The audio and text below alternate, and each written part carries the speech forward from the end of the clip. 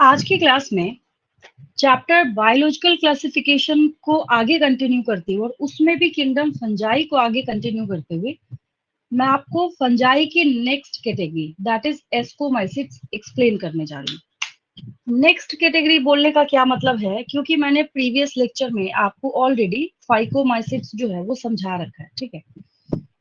अब फाइकोमाइसिट्स जब आपने सीखा था तो उसके केस में मैंने आपको एक बात बताई थी कि उसका जो माइसीलियम है, मतलब जो माइसीलियम था प्रीवियस लेक्चर में, वो कैसा था, असप्टेट एंड ब्रांच था।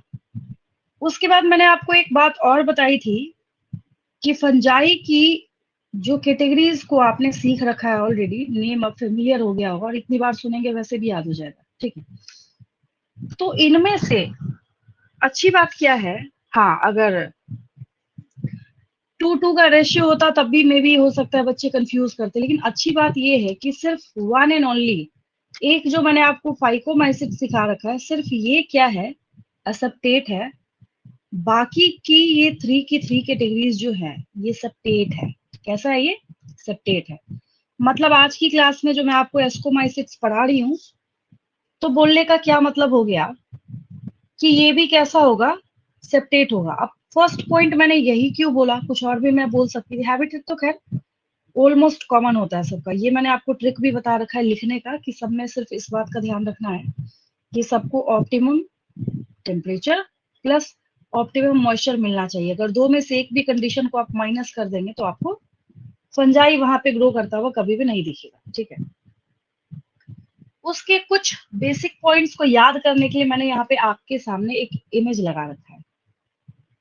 अगर मैं ये क्वेश्चन पूछूं आपसे कि यहाँ जो इमेज नजर आ रहा है, तो इसमें क्या दिख रहा है, कौन सी चीज यहाँ पे नजर आ रही है, इस इमेज में क्या खासियत है, तो आपका एक आंसर आएगा कि ये कुछ हॉलो टाइप का लग रहा है। सही में लग रहा है, ये अंदर देखिए, ये क्या है, ऐसे हॉलो सा लग रहा है। हॉलो बोलने का मतलब क्या है, सैक लाइक अपीयरेंस दे रहा है। अब सैक लाइक अपीयरेंस दे रहा है तो वहां से एक पॉइंट बनता है आपका। क्या पॉइंट बनता है कि एस्कोमाइसिट्स और all the members of Ascomyces are commonly known as sac fungi। क्या कहते हैं हम लोग उसको, सैक फंजाई कहते हैं, याद रखेंगे। हम लोग क्या कहते हैं इनको, सैक फंजाई। नीट के एग्जाम में पूछा हुआ क्वेश्चन क्या है, आपको फंजाई की 4 कैटेगरीज दे दी गई थी। जब पास्ट ईयर क्वेश्चंस देखेंगे उसमें आपको ये क्वेश्चन मिल जाएगा। और आपसे पूछा गया है कि which of the following category of fungi is known as sac fungi, या एक दूसरा फॉर्मेट क्या है क्वेश्चन का, चारों फंजाई की कैटेगरीज के एक एक one one one one example लिखे होंगे। उसमें से आपको पूछा जाएगा which of the following belongs to category of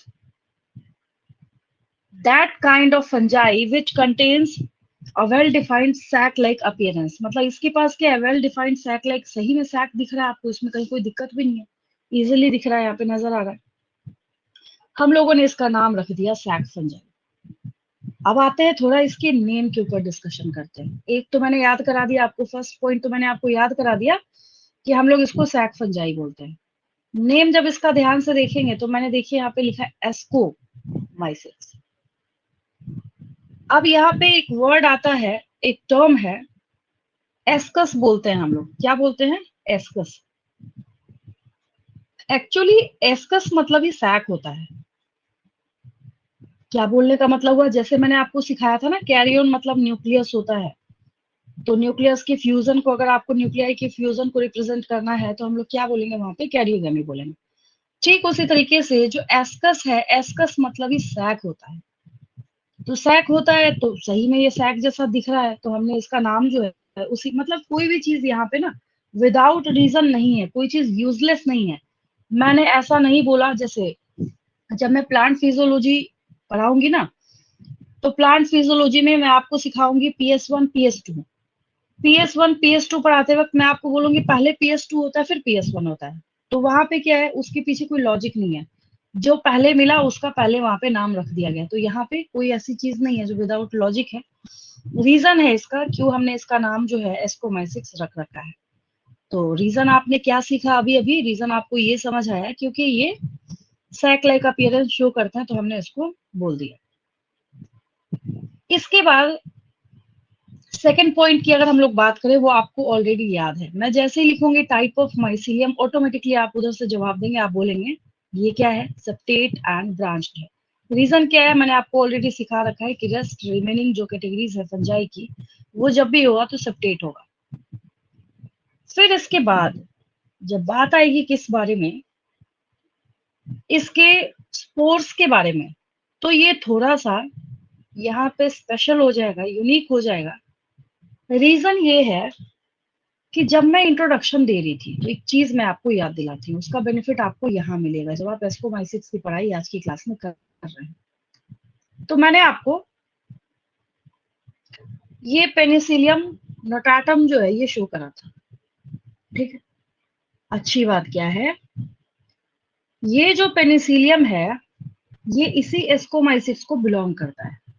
अब आसान हो गया आपके लिए, मैंने आपको ऑलरेडी सिखा रखा है जब मैं इंट्रोडक्शन समझा रही थी कि फंजाई को बिलोंग करने वाला ही ये पेनिसिलियम नोटाटम है, जिसका यूज करके अलेक्जेंडर फ्लेमिंग ने फर्स्ट टाइम इस पूरे वर्ल्ड का पहला एंटीबायोटिक बनाया और फॉर्म किया, दैट इज पेनिसिलिन। आज हम लोगों की लाइफ का बहुत बड़ा हिस्सा है ये, ठीक है।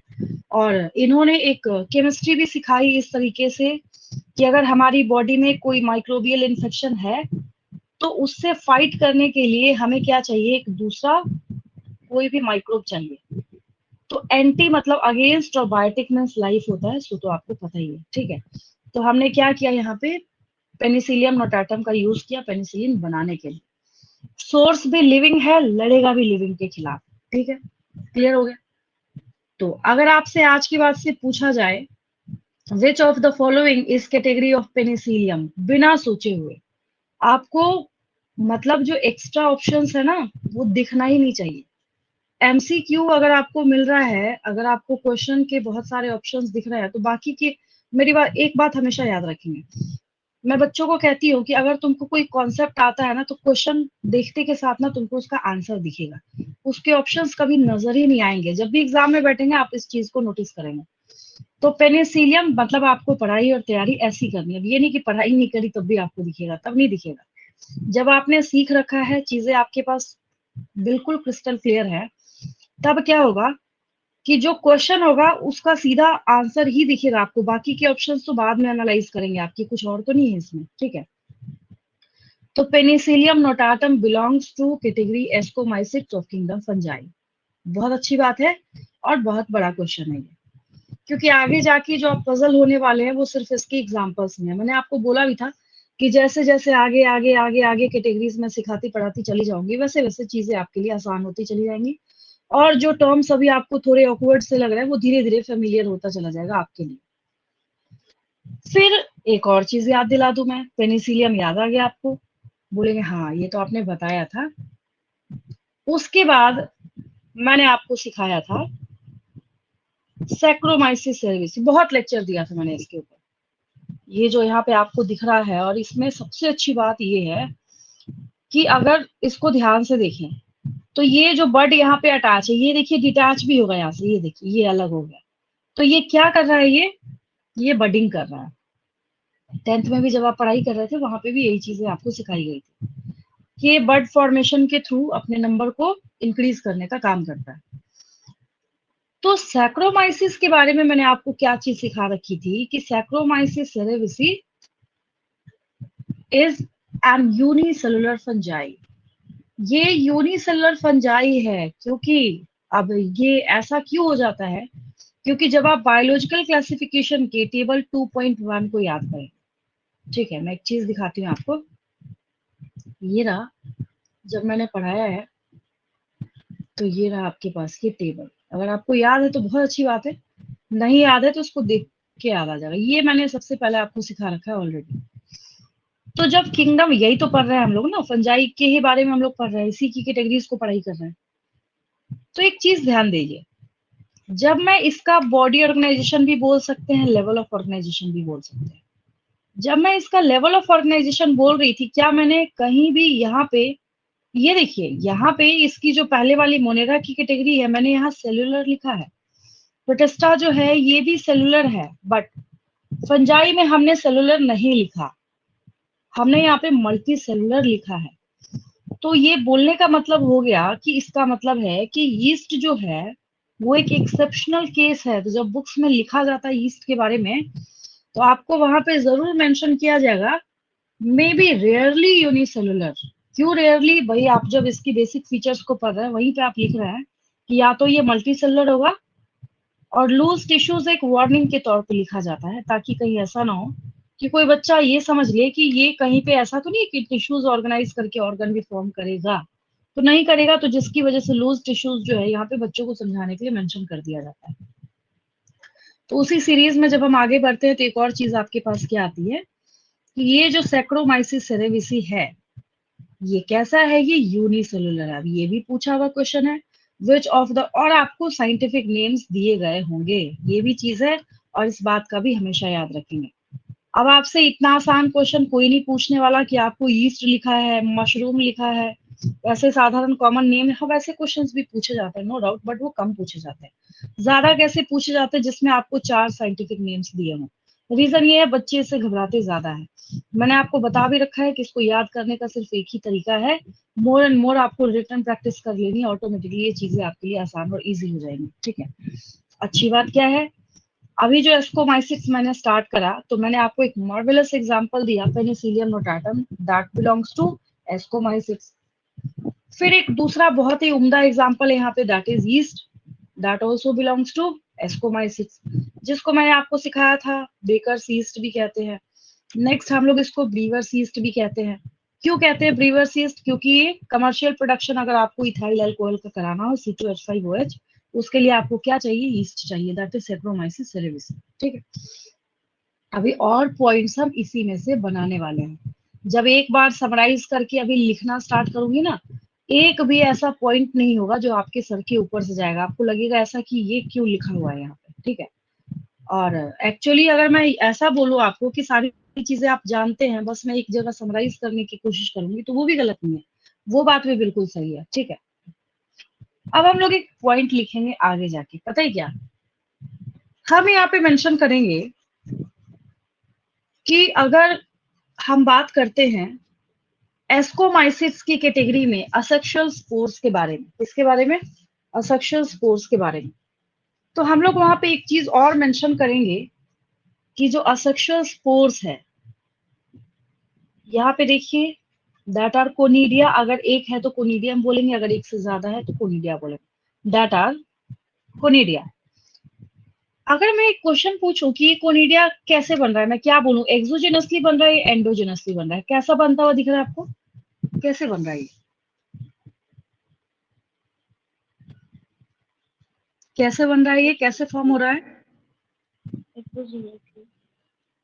एक्सोजेनसली बन रहा है क्योंकि बाहर बनता हुआ दिख रहा है। हाँ, अगर मैं ऐसा एक सैक या कैप्सूल एक स्ट्रक्चर बना दूं और इसके अंदर अगर मैं स्पोर बना दूं, तब अगर मैं आपसे क्वेश्चन पूछूं तो ऑब्वियस है कि आंसर क्या आएगा, एंडोजेनसली। बट मैंने अंदर नहीं बनाया। यहाँ पे आपको जब भी दिखेगा पेनिसिलियम नोटाटम का केस, वहां पे ये कोनिडिया जो है हमेशा ही एक्सोजेनसली फॉर्म होता है। तो आपको जो दिख रहा है ना, इसको प्रिंट कर लेना अपने ब्रेन में, तो पॉइंट रटना ही नहीं पड़ेगा। तो आप आसानी से इजीली यहाँ पे क्या मेंशन कर सकते हैं, द असेक्सुअल स्पोर्स, कैसा है ये, सेक्सुअल थोड़ी है, असेक्सुअल स्पोर्स आर कोनिडिया, क्या है ये, कोनिडिया है, प्रोड्यूस्ड एक्सोजेनसली, कैसे बन रहा है, बाहर बन रहा है ये, ऑन द स्पेशल माइसीलियम। अब माइसीलियम आपने सीख ही रखा है ऑलरेडी, तो ये जो एक माइसीलियम आगे की तरफ बढ़ गया ना, ये देखिए हाइफी थ्रेड जो है यहाँ पे, अब ये भी थ्रेड है, इसमें से एक और निकल गया, तो हाइफा थोड़ी बोलेंगे, हाइफी बोलेंगे अब इसको। तो जो स्पेशल यहाँ पे माइसीलियम है, उसको हम क्या नेम देंगे, उसको हम नेम देंगे कोनिडियोफोर। अगर आपसे क्वेश्चन उल्टा करके पूछ लिया गया, give the term for that specific type of mycelium which contains conidia, their answer becomes conidiophore. तब क्या हो जाएगा, जो कोनिडिया को कैरी करता है उसको हम लोग क्या बोलेंगे, कोनिडियोफोर बोलेंगे। क्या बोलेंगे उसको हम लोग, कोनिडियोफोर बोलेंगे। ठीक है, ये सिंपल सी बात हो गई, वैसे भी आसान होगी। फिर और हम लोग क्या लिख सकते हैं, अब हम क्या करेंगे, इसमें से एक कोनिडियम जो है उसको मैंने यहाँ पे बाहर कर दिया। बाहर कर दिया तो फिर क्या होगा? बाहर कर दिया तो ये कुछ समय के बाद जानता है कि मुझे कैसे फुल बॉडी बनाना है, मतलब मुझे कैसे और किस तरीके से फुल पेनिसिलियम को फॉर्म करना है, बनाना है, ठीक है। उसके लिए एक और पॉइंट आ जाएगा, conidia on germination produce mycelium. अगर आप कोनिडिया को जर्मिनेट कराएंगे तो ये पूरा का पूरा जो माइसीलियम है ये बना के देगा। इसका मतलब ये हुआ कि अभी अभी आपने क्या देखा, there is no any requirement of any another gamete और सेक्स सेल। तो हमने इस वजह से इसका नाम क्या रखा है, असेक्सुअल स्पोर हमने इसका नाम रखा है, ठीक है। यहाँ तक समझ आया सबको? ये हम लोग असेक्सुअल स्पोर के बारे में बात कर रहे थे। किसके बारे में बात कर रहे थे? असेक्सुअल स्पोर के बारे में हम लोग बात कर रहे थे। यहाँ तक समझ आया सबको?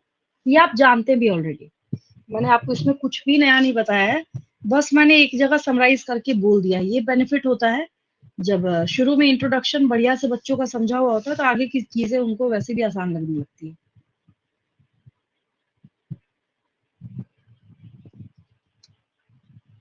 यहाँ तक कोई दिक्कत किसी को?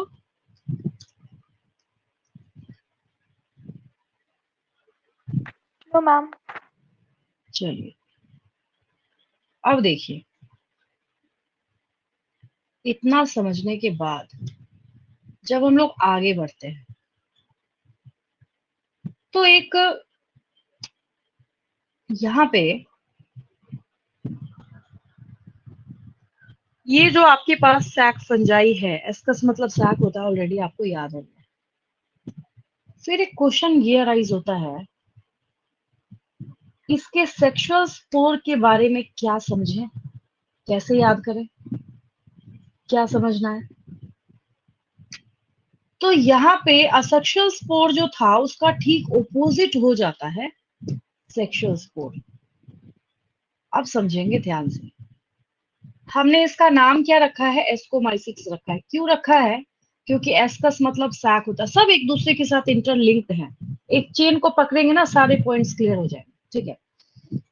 अब ये जो आपके पास एक सैक है, तो इसकी वजह से हमने बोला कि इसका नाम क्या होगा, ऊपर से भी दिख रहा था सैक लाइक, तो हमने उसका नाम एस्कोमाइसिस रख दिया। अब ये फंजाई ने थोड़ी आके बोला कि मेरे अंदर जो एस्कोस्पोर्स बन रहे हैं तो उस कैप्सूल लाइक स्ट्रक्चर का नाम एस्कस रखो, वो तो हमने रखा है ना, ठीक है।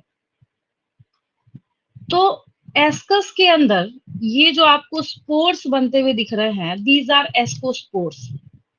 मतलब क्या हुआ बोलने का, स्टोरी में एक ट्विस्ट आ गया, समझेंगे ध्यान से। अभी अभी मैंने ही आपको सिखाया है कि asexual spores are produced exogenously, लेकिन अब अभी तुरंत मैंने पॉइंट को उल्टा कर दिया। क्या उल्टा कर दिया? और यहाँ पे जो आपको साफ साफ बिल्कुल दिख भी रहा है, हम लोग यहाँ पे बोल सकते हैं एस्कोस्पोर्स आर प्रोड्यूस्ड एंडोजिनसली। मैंने बोला था ना कि जब पाउच लाइक स्ट्रक्चर के अंदर फॉर्म होगा तो हम लोग वहां पे एंडोजिनसली बोलेंगे, तो ऑटोमेटिकली पॉइंट जो है यहाँ पे चेंज हो गया। क्या? Sexual spores are called as ascospores. कोई दिक्कत नहीं, आपसे पूछा जाएगा name the sexual spores in ascomycetes, हमेशा याद रखना है। नाम बेचारा जो है ना वो खुद ही अपने स्पोर का नाम भी बता रहा है, एस्कोस्पोर्स, ठीक है। तो sexual spores are ascospores which are produced, क्या लिखे हम, एंडोजिनसली या एक्सोजिनसली? एंडोजिनसली। कहाँ बनेगा? In a sac like ascus.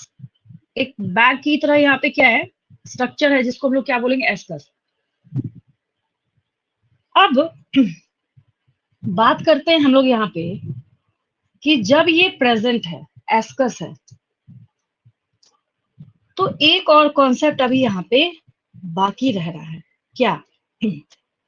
आप बोलेंगे हमें ये बात तो समझ आ गई, इतनी बात तो हमें बिल्कुल क्रिस्टल क्लियर है और हमें ये बात समझ भी आ गई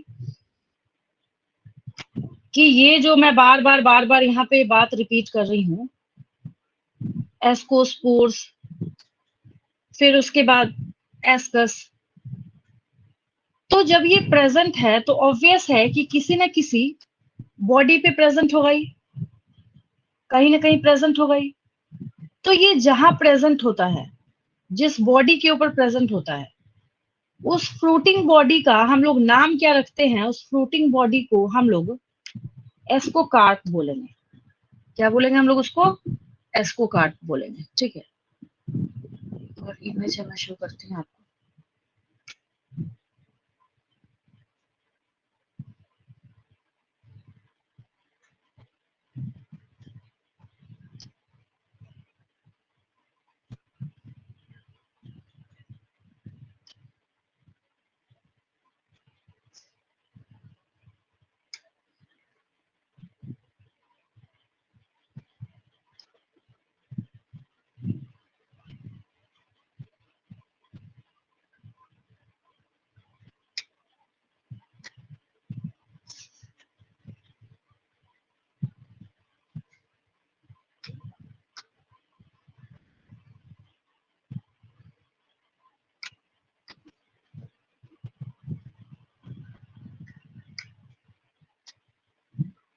देखिए, तो यहाँ पे सवाल ये उठता है कि जैसे यहाँ पे आपको शो किया जा रहा है कि इतने सारे 8 जो है वो एस्कोस्पोर्स किसमें एक compartment like sac like structure में प्रेजेंट है, अवेलेबल है, that is known as ascus. ये तो आपने सीख ही रखा है।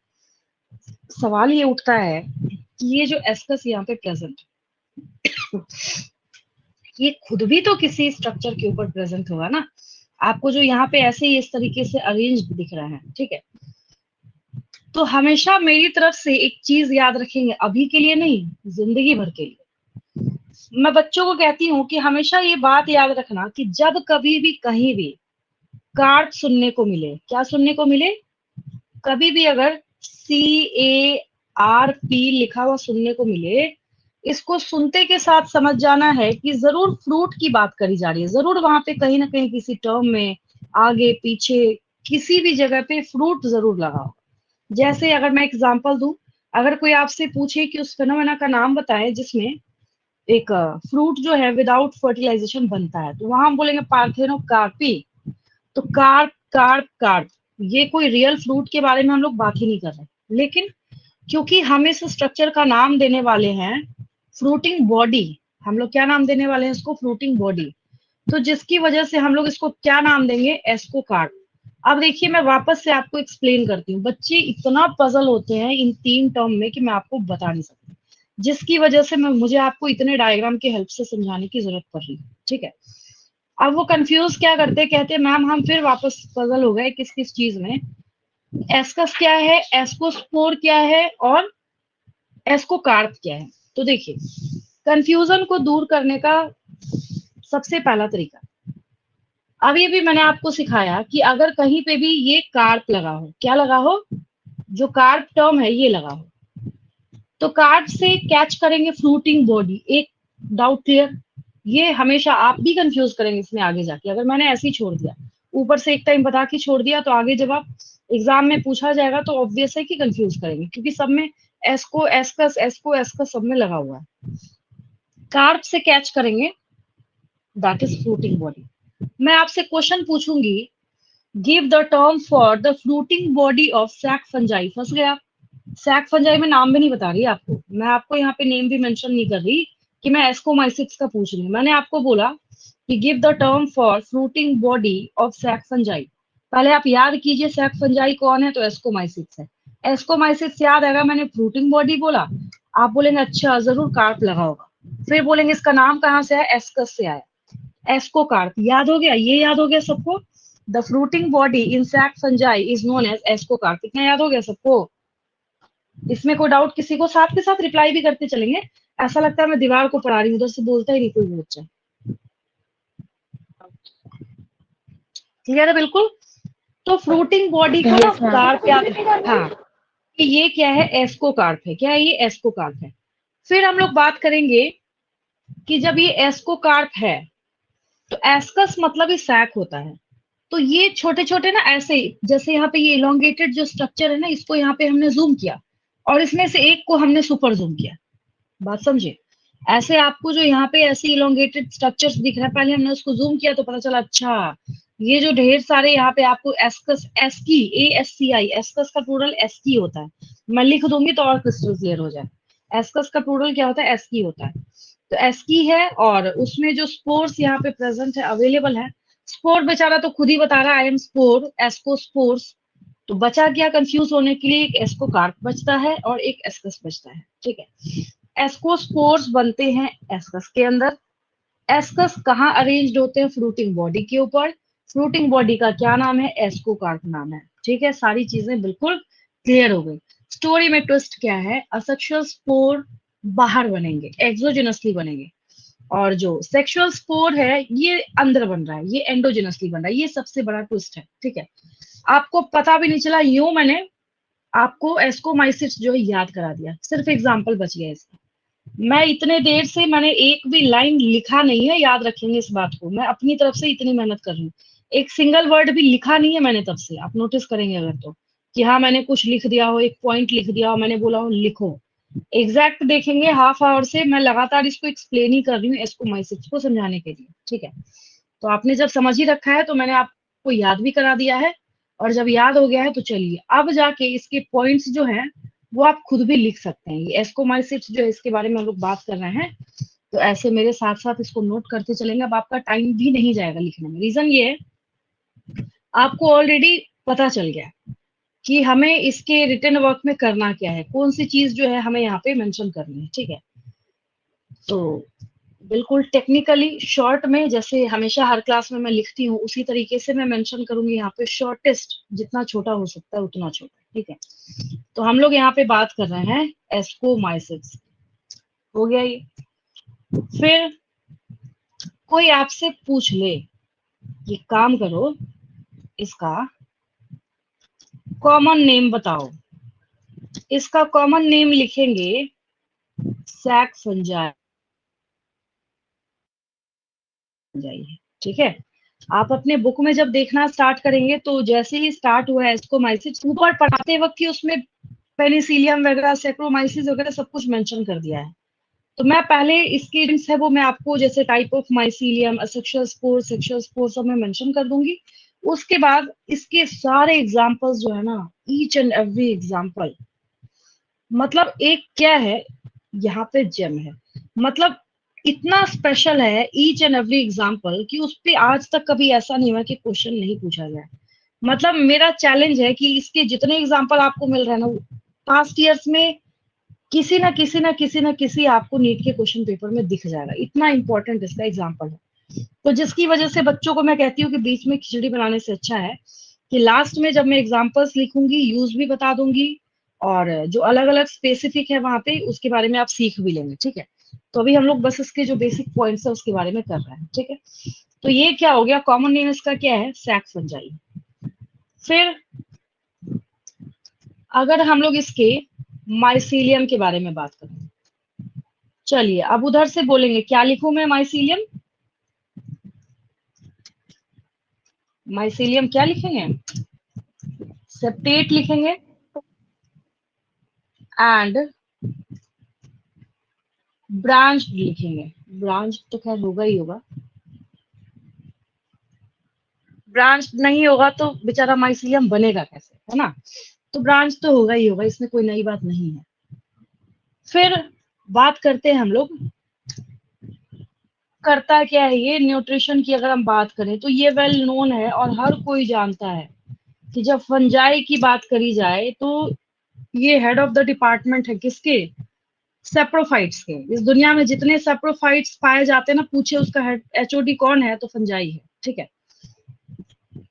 तो न्यूट्रिशन के बारे में जब हम लोग बात करें तो एक और, जब मैं आपको टेबल सिखा रही थी ना, टेबल 2.1, तो मैंने वहां पे आपको एक असाइनमेंट क्वेश्चन कराया था, which fungi is known for only saprophytic and parasitic mode of nutrition. तो एक चीज देखिए, जब भी कभी कोई सेप्रोफाइटिक टर्म आएगा ना, तो सेप्रोफाइटिक के साथ में by one get one free की तरह डिकम्पोजर्स आता है।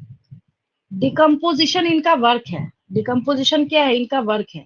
ये बेचारा अपना सेप्रोफाइटिक मोड ऑफ न्यूट्रिशन कर रहा था, जिसकी वजह से हमने इनको टैग दे दिया डिकम्पोजर्स का।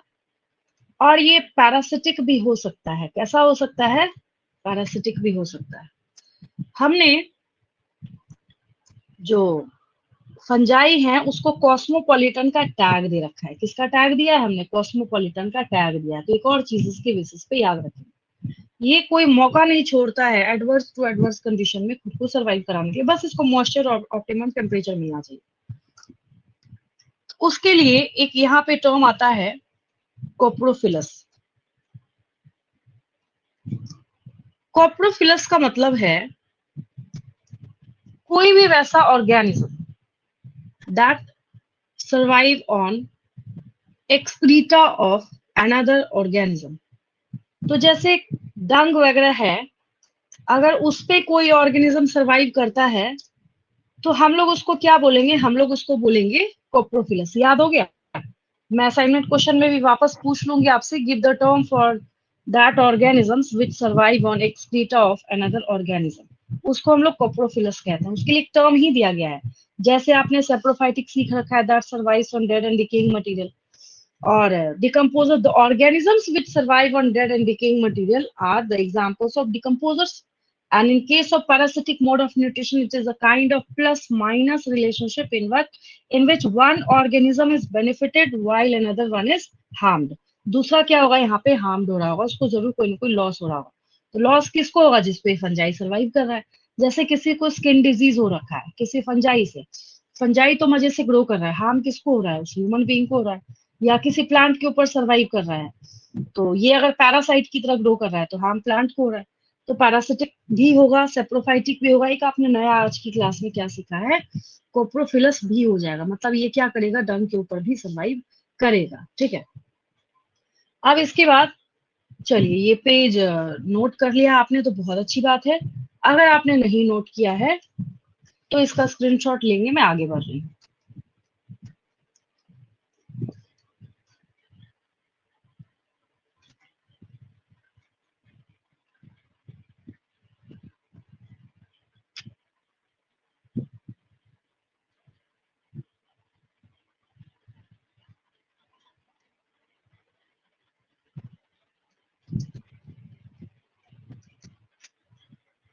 हो गया ये? आगे चले हम लोग।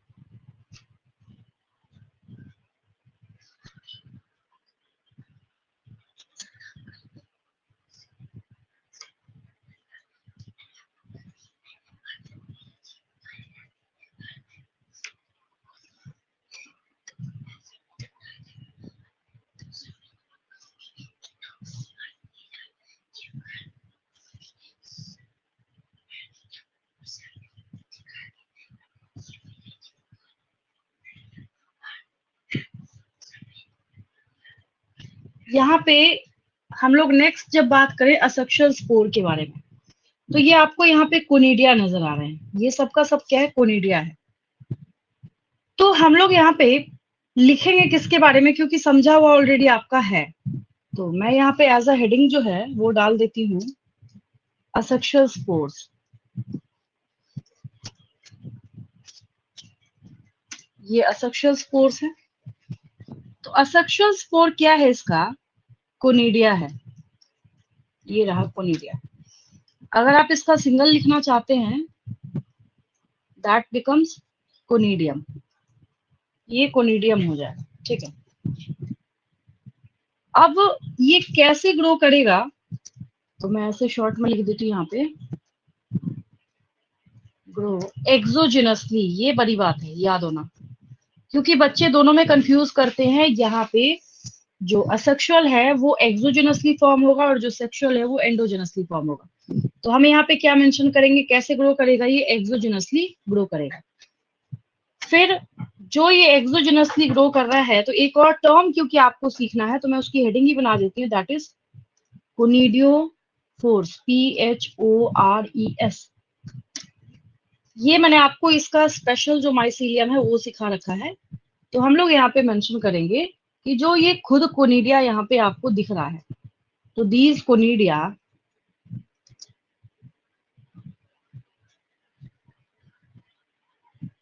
Are produced on special type of mycelium called as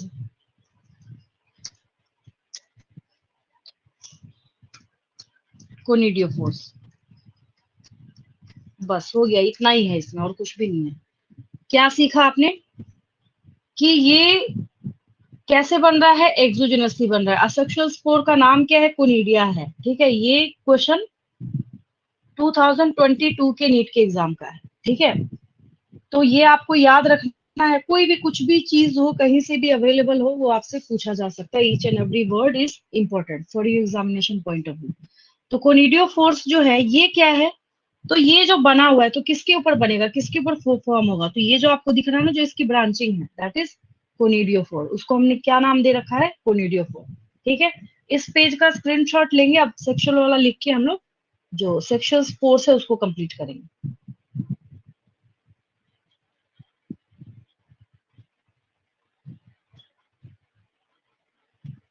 चलिए आगे चलते हैं हम लोग।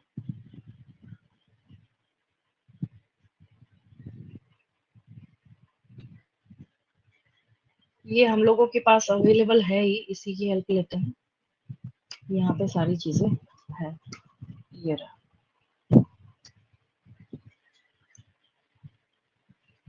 अब तुरंत जो सिनेरियो है वो चेंज हो जाएगा। कैसे चेंज हो जाएगा कि जब हम असेक्सुअल स्पोर की बात कर रहे थे तो वो एक्सोजेनसली बन रहा था, लेकिन जैसे ही हम सेक्सुअल स्पोर्स की बात करेंगे, सेक्सुअल स्पोर्स का क्या नेम सीखा है आपने, तो आपने इसका नाम सीखा है एस्कोस्पोर्स। बेचारा तो खुद ही बता रहा है, स्पोर लगा हुआ इसके नाम में, कि ये क्या है, स्पोर का नाम है।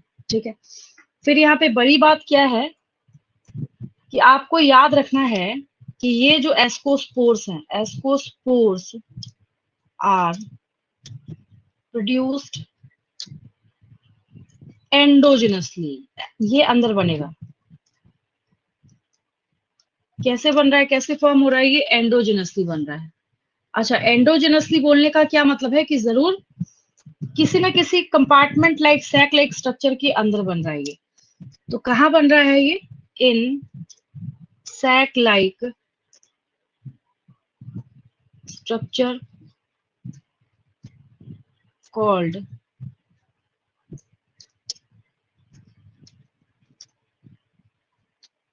मैंने क्या बोला था कि जब लिखेंगे हम तो और क्लियर हो जाएगा। मैंने यहाँ पे ASCI लिखा है, asci is the plural term for ascus. ठीक है, तो विद इन ब्रैकेट यहाँ पे डाल लेंगे, इसका सिंगुलर क्या हो जाएगा, जो मैं आपको इतने देर से सिखा रही हूँ, ascus. Singular term is ascus, ये एस्कस हो गया यहाँ पे। ठीक है, फिर इसके बाद जब हम लोग बात करेंगे, तो अब बात आती है किसकी, एस्को कार्प की। तो अलग से हेडिंग डाल देंगे हम लोग, क्योंकि ये पूछा जाएगा आपसे। एस्को, CARP, कार्प टर्म देख के पकड़ेंगे कि ये जो प्रेजेंट है, ये जो सारे एस्की हैं, तो अब हम लोग इसमें मेंशन करेंगे दीज ASCI, प्लूरल टर्म मिल ही गया हम लोगों को, तो हम इसी को लिख के काम चलाएंगे। These asci are arranged in, अंदर है, बाहर बनता तो ऑन लिखते, लेकिन अंदर बन रहा है, these asci are arranged in different types of fruiting body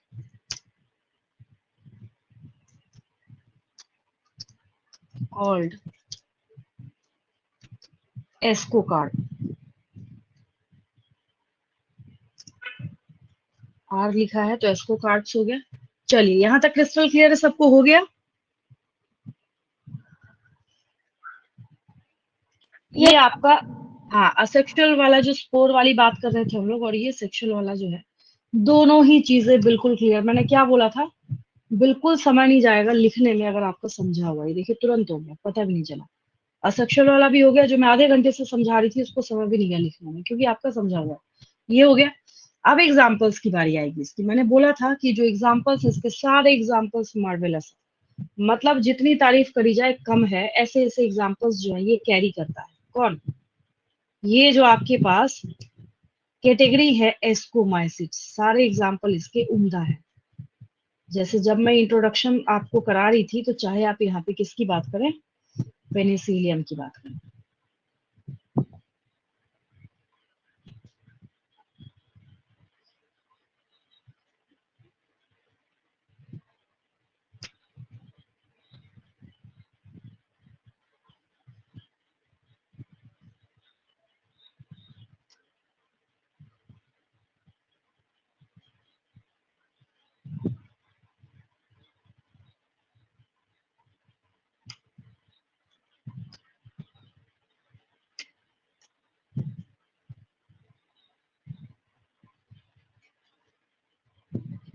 examples are, पहले हेडिंग दे देंगे, उसके फटाफट कॉपी करते चलेंगे।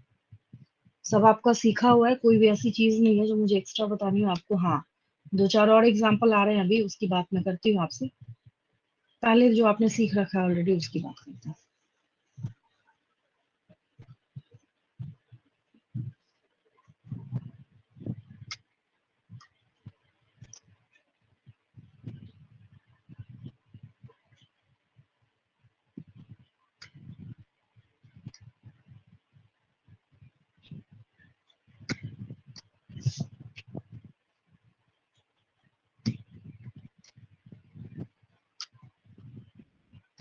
ये आपके पास जो स्ट्रक्चर, इसको देखते के साथ ना कोई भी बच्चा समझ सकता है।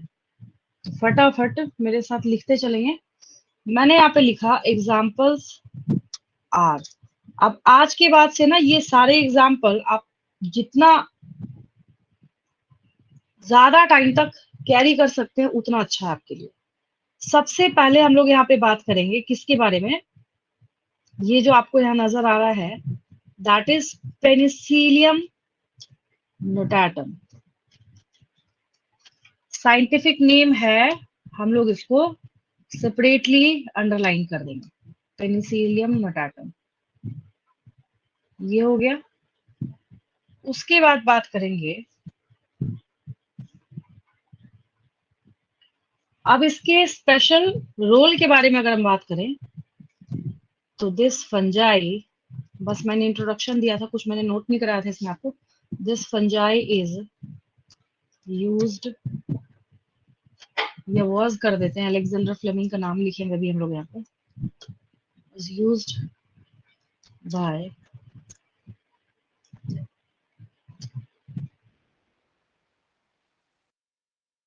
Alexander Fleming for formation of first antibiotic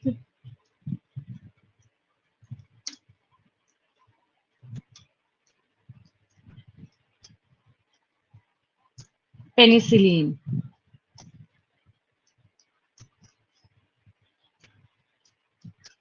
हो गया, ये याद हो गया, पहला एग्जाम्पल है। और ये कितना ज्यादा इंपॉर्टेंट है आपको सुन के देख के समझ आ रहा होगा, क्योंकि हम यहाँ पे फर्स्ट एंटीबायोटिक की बात कर रहे हैं, और जो फर्स्ट एंटीबायोटिक की आप यहाँ पे बात कर रहे हैं वो किसका यूज करके बनाया जा रहा है, वो इसी पेनिसिलियम का यूज करके हम लोग बना रहे हैं। ठीक है, तो ये आपके पास हो गया पेनिसिलियम नोटाटम। चलिए इस पेज का स्क्रीनशॉट लेंगे, आगे बढ़ रही हूँ मैं।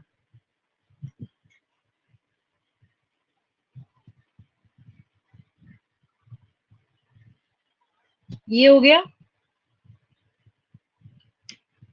देन नेक्स्ट जो आपके पास है, जो मैंने आपको ऑलरेडी यीस्ट सिखा रखा है, उसकी बात करेंगे अभी हम लोग।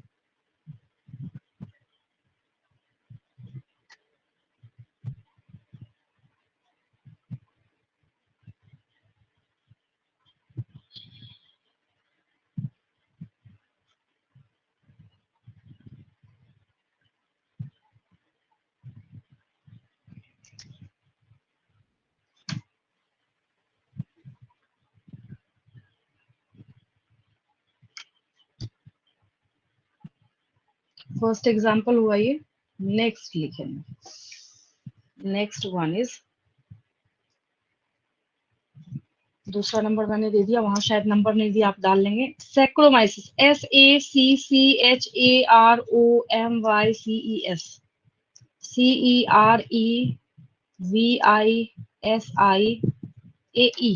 Saccharomyces cerevisiae. Scientific names should be underlined separately according to binomial nomenclature. ये हो गया इसकी स्टोरी ओवर। इसके बारे में मैंने आपको ऑलरेडी सिखा रखा है कि ये क्या है। हम लोग इसको बेकर सीस्ट भी बोलेंगे, ब्रीवर सीस्ट भी बोलेंगे, जो कि हम इथाइल अल्कोहल के कमर्शियल प्रोडक्शन में यूज करेंगे। ये आपने सीख रखा है ऑलरेडी। सैक्रोमाइसिस सेरेविसी, फटाफट नोट करेंगे इसको।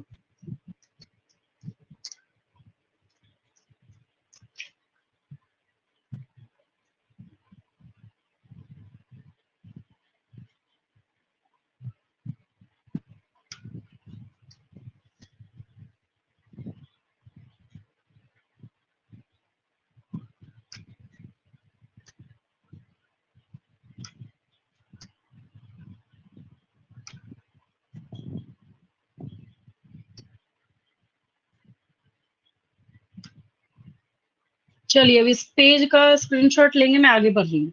सेकेंड एग्जाम्पल याद है आपको ऑलरेडी, मुझे आपको इसमें कुछ भी सिखाने की जरूरत नहीं है। पहला वाला जो आपने लिख रखा है यहाँ पे पेनिसिलियम नोटाटम, वो उससे भी बहुत अच्छे से फेमिलियर है आप लोग। नेक्स्ट हमने यहाँ पे किसकी बात करी है, ये सैक्रोमाइसिस सेरेविसी, ये भी मैंने आपको ऑलरेडी सिखा रखा है, ठीक है। इसके बाद जब हम लोग आगे बढ़ते हैं, इसका एक बहुत अच्छा मेंबर है जिसको कि जब मैं आपको microbes in human welfare chapter पढ़ाऊंगी ना, हाँ ये मैंने नहीं बताया था इंट्रोडक्शन के टाइम में, ठीक है। लेकिन हाँ जब 9th की बुक एनसीईआरटी बुक निकाल के देखेंगे ना, तो इस फंजाई का डायग्राम जो है वहां पे अवेलेबल है।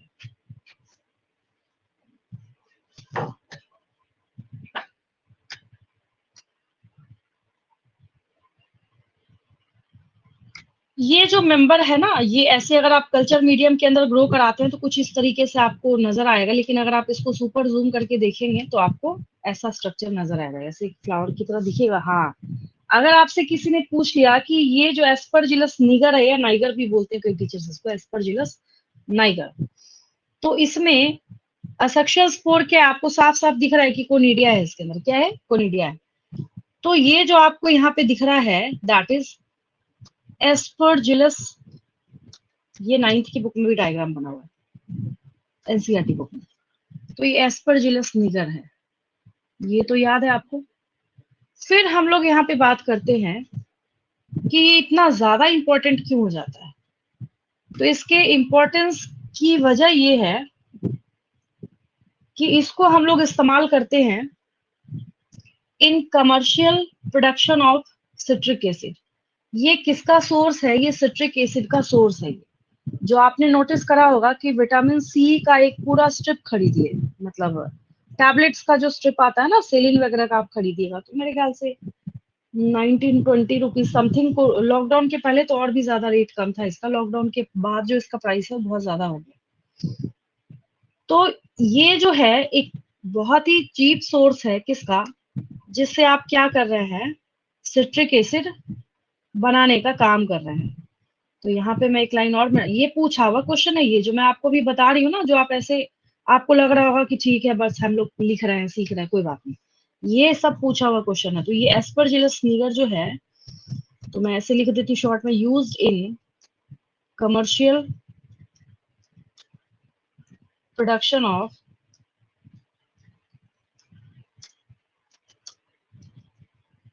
Citric acid. बस हो गया ये रहा। तो ये नया मेंबर आपने क्या सीखा है, एस्परजिलस निगर या एस्परजिलस नाइगर सीखा आपने। सिट्रिक एसिड का सोर्स है ये, विटामिन सी जो है सिट्रिक एसिड, उसका क्या है, ये सोर्स है। चलिए यहाँ पे आपके पास डायग्राम भी अवेलेबल है, इस पेज का स्क्रीनशॉट लेंगे, मैं आगे बढ़ रही हूँ। पहला एग्जाम्पल क्या सीखा आपने, पेनिसिलियम नोटाटम। दूसरा क्या सीखा आपने, सैक्रोमाइसिस सेरेविसी। थर्ड क्या सीख रहे हैं आप, एस्परजिलस निगर। नेक्स्ट हम लोग यहाँ पे बात करेंगे क्लेविसेप्स के बारे में।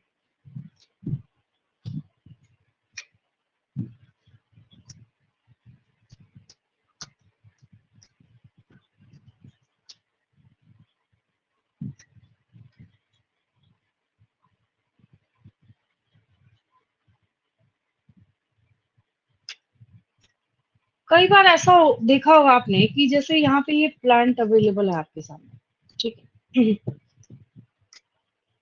तो ये जो यहाँ पे ऐसे ये रस्ट जैसा जो यहाँ पे शो कर रहा है, ये क्या है? ये क्लेविसेप्स है। ये और भी मैं शो करती हूँ ताकि आपको और क्लियर हो मैं क्या बोलना चाह रही हूँ। बहुत ज्यादा क्लियर तो नहीं है।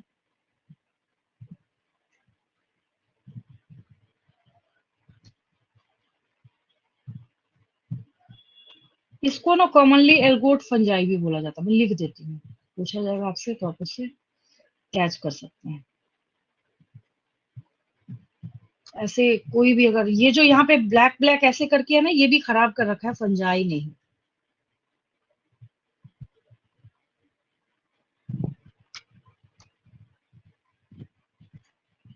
ये देखिए, ये जो पूरा यहाँ पे ये ब्लैक इसमें से बन रखा है, वो क्या है? फंजाई है। नेक्स्ट एग्जांपल आपके पास क्या हो गया? क्लेविसेप्स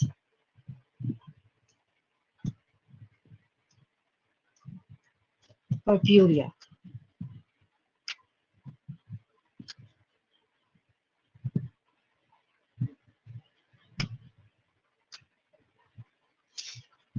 डिजीज कॉज करने का यहाँ पे काम कर रहा है, तो हम लोग इसको कॉमनली क्या बोलेंगे? एर्गोट फंजाई बोलेंगे।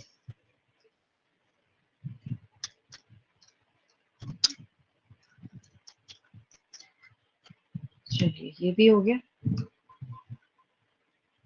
इसका स्क्रीनशॉट लेंगे, मैं आगे बढ़ रही हूँ। कुछ और है, थोड़ा जल्दी जल्दी करा देती हूँ।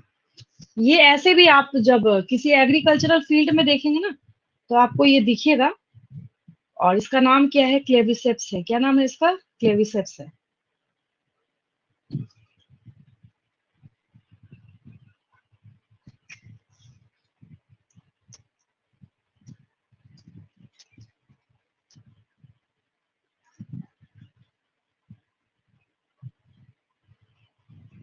उसके बाद जब हम लोग न्यूरोस्पोरा फंजाई के बारे में बात करते हैं ना, तो जब कभी भी न्यूरोस्पोरा के इमेज को सर्च करने की आप कोशिश करेंगे, तो आपको कुछ ऐसे ही लैब में ग्रो करते हुए फंजाई जो है वो दिखेंगे। उसका रीजन ये है कि जितने भी बायोटेक्नोलॉजी से रिलेटेड जो एक्सपेरिमेंट्स होते हैं, उसको करने के लिए हम लोग न्यूरोस्पोरा का यूज करते हैं, इस्तेमाल करते हैं। ठीक है, हमेशा याद रखेंगे। तो ये क्या है? आपके पास न्यूरोस्पोरा है।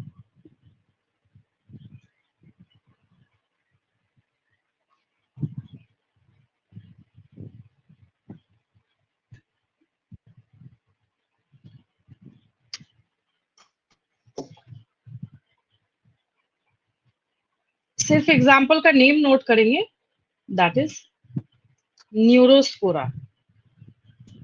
नीचे उतने की जरूरत तो आपको नहीं है, बट आप पता कर सकते हैं, और आपको पता भी है कि जितने भी बायोटेक के एक्सपेरिमेंट्स है ना, उसको करने के लिए हम लोग इस फंजाई का मतलब मोस्ट ऑफ द, सारे नहीं, ज्यादातर, तो हम लोग एक पॉइंट यहाँ पे लिखते हैं, और आपसे अलग से भी पूछा जाता है कि which of the following fungi is widely used in the variety of biotechnology experiments. आप अभी क्या पढ़ रहे हैं? किंगडम फंजाई पढ़ रहे हैं।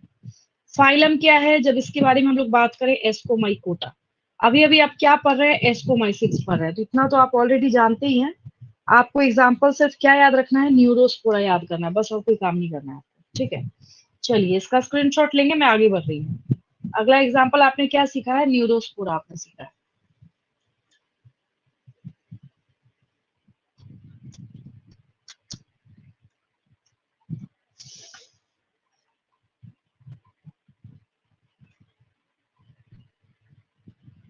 इसके बाद क्या है ना, बहुत बढ़िया एग्जाम्पल आपके पास।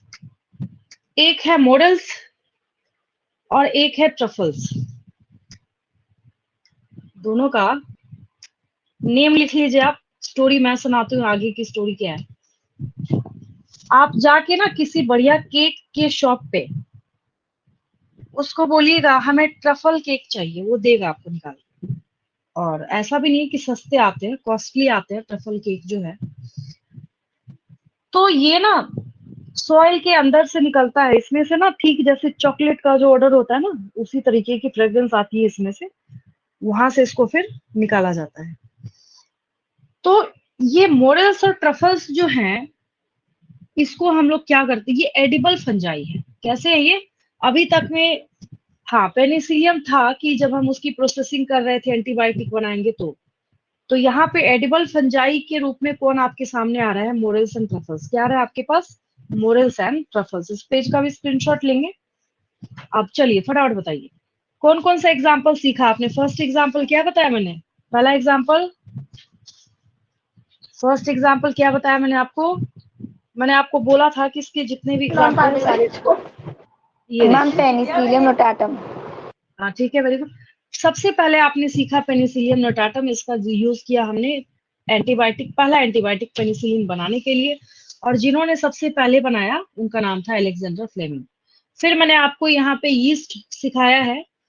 और सबसे अच्छी बात क्या है और सबसे बड़ी खासियत इसकी क्या है? यूनिसेलुलर फंजाई है। तो ये बेकरी इंडस्ट्री में भी यूज होता है और ब्रीवरी इंडस्ट्री में भी यूज होता है। देन आपने सीखा Aspergillus nigger, that is the source of citric acid. फिर आपने नेक्स्ट जो सीखा है दैट इज एर्गोट फंजाई, जो मैंने आपको बताया क्लेविसेप्स पर्प्यूरिया। नेक्स्ट आपके पास है Neurospora, that is widely and extensively used in various experiments in biotechnology. फिर हम लोग यहाँ पे बात करते हैं मोरल्स एंड ट्रफल्स। काफी इंटरेस्टिंग एग्जांपल्स हैं जो कि एडिबल है, एडिबल फंजाई है। ठीक है, यहाँ तक कोई डाउट किसी को? क्रिस्टल क्लियर है बिल्कुल? क्लियर है बिल्कुल? मैंने याद करा दिया आपको यस आज की मैम। क्लास में एस्टिमेट। सबको याद हो गया?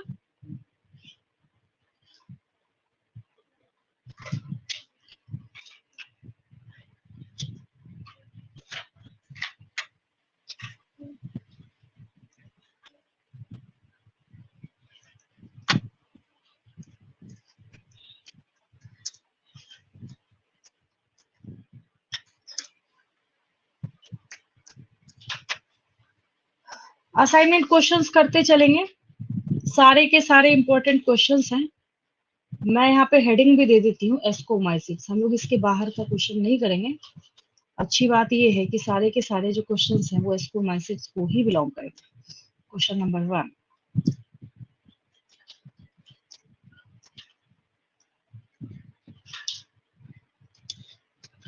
Name the class of fungi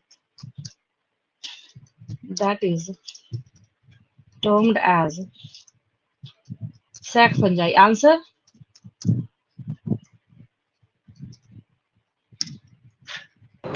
ascomycetes. ये हो गया आपके पास। Then who discovered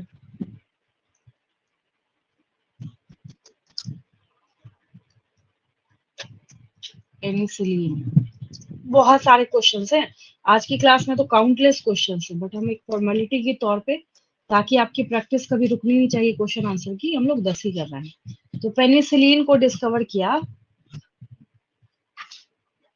Alexander Fleming ने।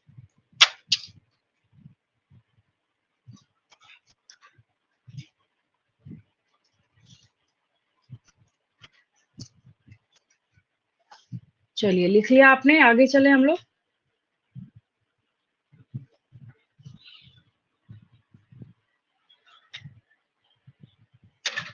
Third question, mention the source of citric acid.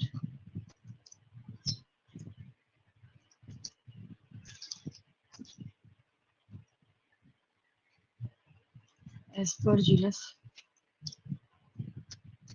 niger.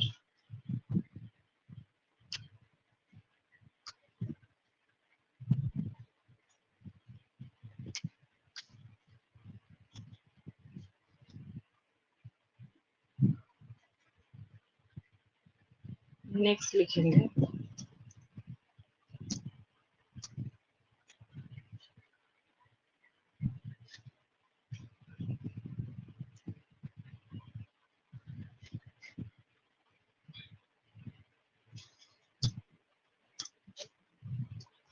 mention the term for fruiting body in sac fungi।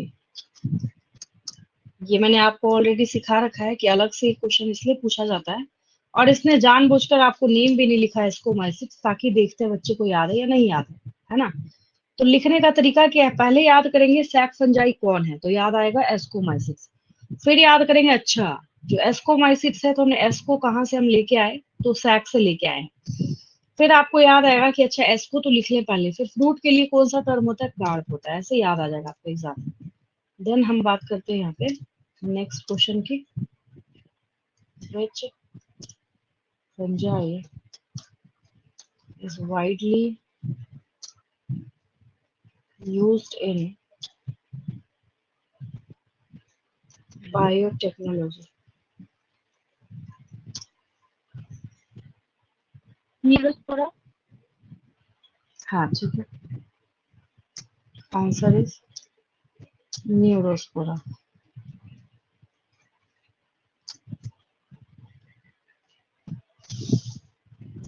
हो गया ये पेज, आगे बढ़े हम लोग।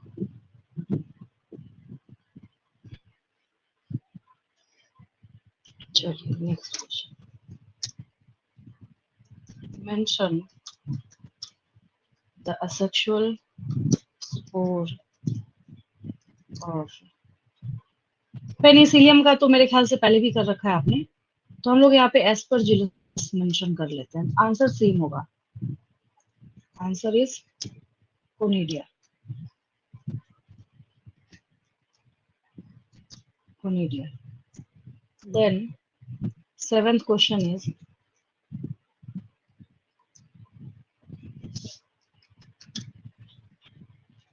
नेम edible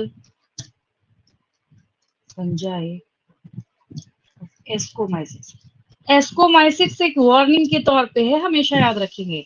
नेक्स्ट कैटेगरी जो बेसिडियोमाइसिस मैं आपको सिखाने वाली हूँ, तो उसको मशरूम की कैटेगरी बोली जाती है, सबसे ज्यादा उसको खाया जाता है। लेकिन अगर आपके एग्जाम में एडिबल फंजाई ऑफ एस्कोमाइसिस लिखा है, तब अगर कोई स्टूडेंट गलती से टिक करके आता है एवेरिकस मशरूम को, तो गलत हो जाएगा, because that doesn't belong to ascomycetes. तो आपको क्वेश्चन को सावधानी से देखना पड़ेगा। कई बार होता है ना, बच्चे बहुत ज्यादा खुश हो जाते हैं क्वेश्चन देख के, उसमें सिली मिस्टेक्स कराते हैं, कुछ चीजों को देखना भूल जाते हैं। अभी हम लोग फिलहाल के लिए आंसर में लिखेंगे मोरल्स एंड ट्रफल्स। फिर बच्चे क्वेश्चन पूछते मैम अगर हमारे को कैटेगरी ही नहीं लिखा, तब वहां पे भारी हो जाएगा इसके ऊपर कौन, मशरूम। सबसे ज्यादा मशरूम्स खाए जाते हैं, और ट्रफल्स के केक हो, चॉकलेट हो, बहुत महंगे कॉस्टली होते हैं, क्योंकि इसके बारे में बहुत सारे क्लेम्स किए जाते हैं कि बहुत सारे डिजीज वगैरह है उनको ये क्योर करने का काम करता है। अगर कोई ट्रूली बनाए तो उसमें तो ये शुगर ही बहुत ज्यादा भर भर के डालते हैं, फिर तो बात की बात है। इसके चॉकलेट्स वगैरह भी काफी कॉस्टली आते हैं, ट्रफल्स वगैरह की, ठीक है। फिर हम लोग नेक्स्ट क्वेश्चन करते हैं यहाँ पे, give the term for that organisms which survive on dung और excrete of other organisms। ठीक है, हम लोग शॉर्ट में निकालते हैं, तो हम लोग यहाँ पे कर देंगे। मैंने आपको इसके लिए टर्म, ये याद होना बहुत जरूरी है, each and every question is very important. तो इसके लिए टर्म मैंने आपको कोप्रोफिलस सिखा रखा है, ये याद होना चाहिए। अभी के अभी आपको सारी चीजें याद हैं, बट लैक ऑफ रिवीजन की वजह से क्या होगा, वो वैनिश हो जाएगा आपके दिमाग से, तो याद रखेंगे इनको। तो ये क्या हो गया, इसके लिए टर्म आपने सीखा है कोप्रोफिलस। चलिए आगे चलते हैं, ninth question.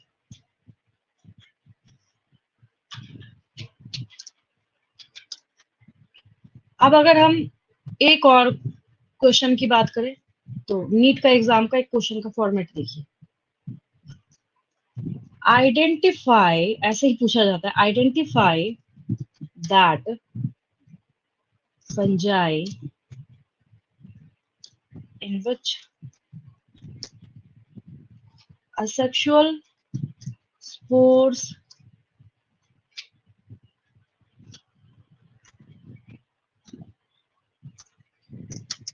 are conidia and produced एक्सोजेनसली, जानबूझकर स्टोरी बना रहा है ताकि आप क्या कीजिए, घूमने लगिए इसको पढ़ के। Are conidia and produced exogenously on, अब माइसीलियम का नाम नहीं लिखिएगा, on special type of mycelium while their sexual spores while their sexual spores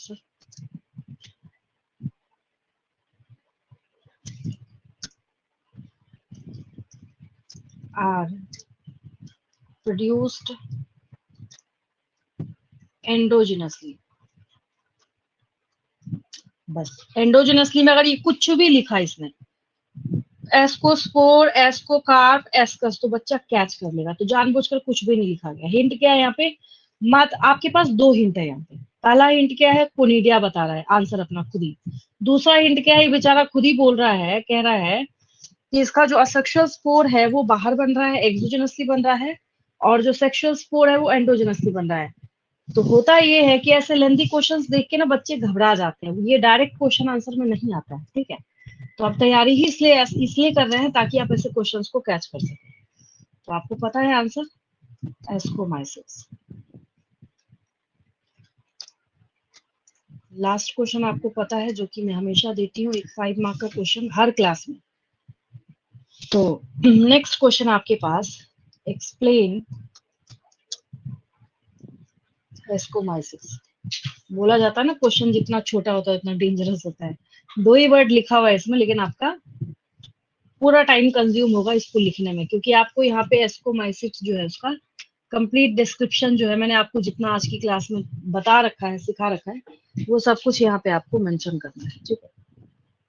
अब एक बार थोरोली देख लेंगे बहुत ध्यान से, और अगर आपको आज की क्लास से जो मैंने आपको एस्कोमाइसिस सिखाया है उसमें कहीं भी कोई अगर डाउट होगा तो पूछ लेंगे मेरे से। एस्कोमाइसिस को पूरा देखिए ध्यान से।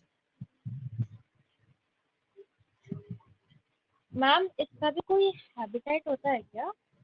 हाँ, हैबिटेट देखिए, एक चीज मैंने क्यों नहीं लिखा, मैं रीजन बताती हूँ। सबके हैबिटेट में ये रहा आपका संजाई का इंट्रोडक्शन, ये देखिए,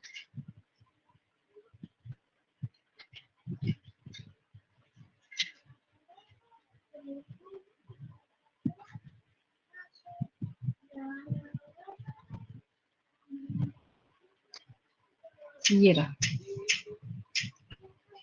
अगर हम इसके हैबिटेट के बारे में बात करें, अगर आपको कोई पूछे कि जो आपके पास क्या अवेलेबल है, जैसे एज फॉर एग्जाम्पल अगर मात्र हम इसकी बात करें, एक मैंने क्या किया, ये मॉडल्स निकाल लिया यहाँ से, ठीक है, अपना कॉमन सेंस लगाएंगे, ये मॉडल्स है, इसको मैंने लगा दिया यहाँ पे, और अब इसके हैबिटेट को मैच करके टैली करके देखेंगे। देखिए टैली हो गया।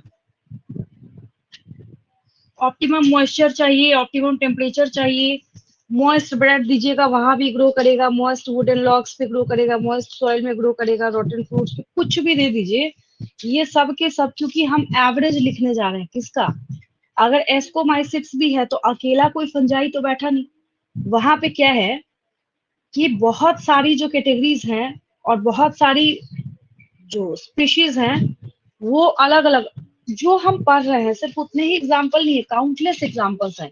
कई एग्जाम्पल तो ऐसे हैं जो आगे जाके आप इकोलॉजी में सीखेंगे जिसको हमने अभी तक डिस्कवर ही नहीं किया। तो जिसकी वजह से मैंने आपको डे 1 जैसे ही आपको इंट्रोडक्शन कराया था फंजाई का, तभी मैंने आपको ये बात सिखा दी थी कि जब कभी कोई आपसे क्या पूछे, इसका हैबिटेट पूछे, तो हमेशा एक बात को याद रखेंगे कि हैबिटेट में आपको ऑप्टिमम मॉइस्चर और ऑप्टिमम टेम्परेचर को फॉलो करता हुआ जो सा भी आपको एग्जाम्पल याद आएगा सबको आप लिख देंगे। अब देखिए एक और तरीका, अब मैंने आपको प्रीवियस लेक्चर में फाइकोमाइसिस कराया था, मैं उसका हैबिटेट बताती हूँ। देखिए उसका भी मैंने सेम जो है वो लिख रखा है, ये देखिए, ये रहा। अब देखिए ये भी मैच हो रहा है इसके साथ। अभी अभी जब मैं लिख रही थी तो पैरासाइट लिखा था ना मैंने, लिखा, अभी अभी जब लिखा मैंने, इसमें नहीं लिखा सेप्रोफाइट वगैरह, यहाँ भी होगा, अभी अभी मैंने उसके अंदर क्या था ना, आपने अभी भी कोप्रोफिलस लिखा है, उसके अंदर हैबिटेट छुपा हुआ है उसका, कि कहीं पे अगर डंग पड़ा हुआ है, काऊ डंग पड़ा हुआ है, उस पे फंगस लग गया, वो हैबिटेट हो गया उसका, दैट इज सैप्रोफाइटिक। तो इसके अंदर क्या है, इसके आंसर्स छुपे हुए हैं। बात समझ आई आपको?